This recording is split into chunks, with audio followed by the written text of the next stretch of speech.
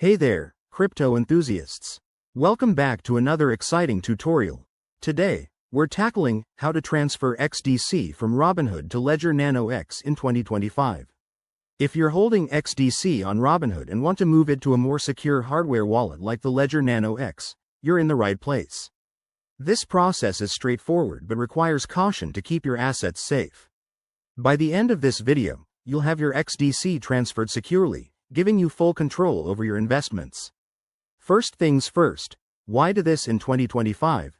With evolving crypto regulations and enhanced security features, transferring to a Ledger Nano X ensures your XDC is protected from potential hacks on exchange platforms.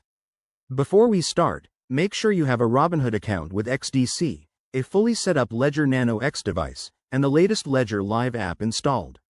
Also, double-check that your Ledger is updated to the 2025 firmware for seamless compatibility. Let's dive into the steps. Step 1. Open your Robinhood app and navigate to your XDC holdings. Select the withdraw or transfer option, then choose to send to an external wallet. Step 2. On your Ledger Nano X, open the XDC app, install it via Ledger Live if you haven't already. Your Ledger will display your XDC wallet address. Copy this carefully. Step 3. Back in Robinhood, paste the Ledger address into the recipient field. Enter the amount of XDC you want to transfer, double-check everything to avoid errors, and confirm the transaction. Fees might apply, so keep an eye on those.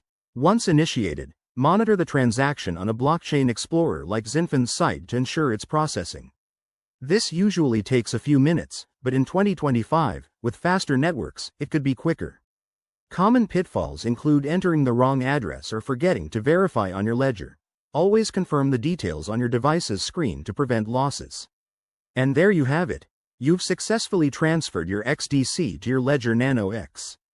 Remember, security is key in crypto, so never share your seed phrase and always use official apps.